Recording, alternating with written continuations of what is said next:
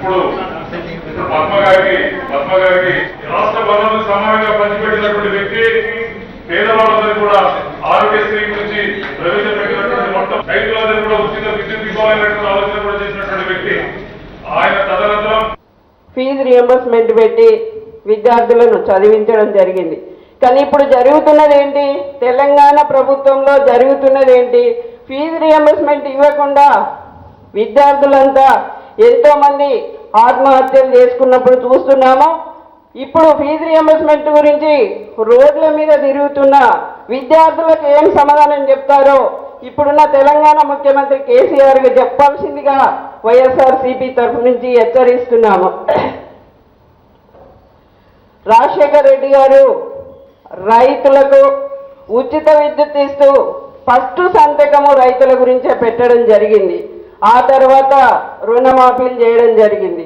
కానీ ఇప్పుడున్న ప్రభుత్వం ఏం చేస్తుంది? రైతుల గురించి ఆలోచన చేయడం లేదు. ఆ రోజు రైతు రుణమాఫీ అని చెప్పారు, 1,00,000 రూపాయలు రుణమాఫీ చేస్తామన్నారు. కానీ అది 4 విడతలుగా చేస్తామంటున్నారు.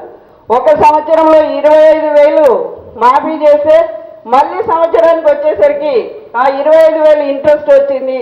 రైతుల గురించి పట్టించుకోవడం లేదు తెలంగాణ పార్టీ. ఇప్పుడు ఉన్న ముఖ్యమంత్రి గారు సంతోషపడ్డాము.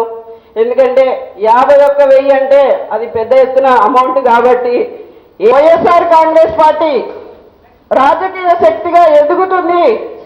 తెలంగాణ వైఎస్ఆర్ కాంగ్రెస్ పార్టీ రేపు అధికారంలోకి టీఆర్ఎస్ తర్వాత వైఎస్ఆర్ కాంగ్రెస్ పార్టీ ఉంటుంది. ఎందుకంటే అన్ని పార్టీలను చూశారు. గతంలో ఉన్న తెలుగుదేశం పార్టీని ప్రజలు చూశారు. రాజశేఖర్ రెడ్డి గారు దివంగతులైన తర్వాత కూడా కాంగ్రెస్ పార్టీని చూశారు. తర్వాత తెలంగాణ వచ్చిన తర్వాత కేసీఆర్ గారి పాలన కూడా చూస్తున్నారు. కాబట్టి ఉన్నదంతా వైఎస్ఆర్ కాంగ్రెస్ పార్టీకే భవిత ఉంటుంది. కాలంలో వైఎస్ఆర్ కాంగ్రెస్ పార్టీ తెలంగాణలో కూడా, ఎందుకంటే కరీంనగర్లో చూశాము, నగేష్ గారి లాగా ప్రతి ఒక జిల్లా అధ్యక్షులు ఈ విధంగా ప్రయత్నం చేస్తే రాజకీయంగా ఎదగడానికి అవకాశాలు ఎక్కువగా ఉంటాయి. అదేవిధంగా మహిళల గురించి ఒకటి దీపం పథకం పెట్టడం జరిగింది. ఇప్పుడున్న ప్రభుత్వము దీపం పథకం వల్ల వాళ్ళ ఎవరైతే కార్యకర్తలు ఉన్నారో వాళ్ళకే ఇస్తున్నారు. కానీ అసలైన లబ్ధిదారులకు దీపం పథకం ఇవ్వడం లేదు. ప్రతి ఒక్క మహిళకు దీపం పథకము అందజేయాలని చెప్పేసి వైఎస్ఆర్ కాంగ్రెస్ పార్టీ తరఫు నుంచి మేము డిమాండ్ చేస్తున్నాము. అదేవిధంగా మహిళా ఎంపవర్మెంట్, ఎవరైతే మహిళా సాధికారత గురించి మేము అన్ని పనులు చేస్తామని చెప్పి కవిత గారు కానీ ముఖ్యమంత్రి గారు కానీ చెప్తున్నారు. కానీ చేతల వరకు చేయడం లేదు.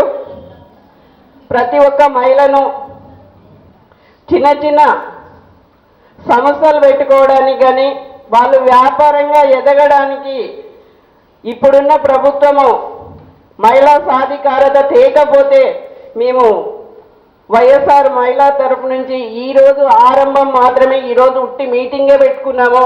మహిళా సమస్యల మీద స్పందించి మహిళల ప్రక్షాళన ఉండేదే వైఎస్ఆర్ కాంగ్రెస్ పార్టీ అని చెప్పి మీకందరికీ తెలియజేస్తున్నాను.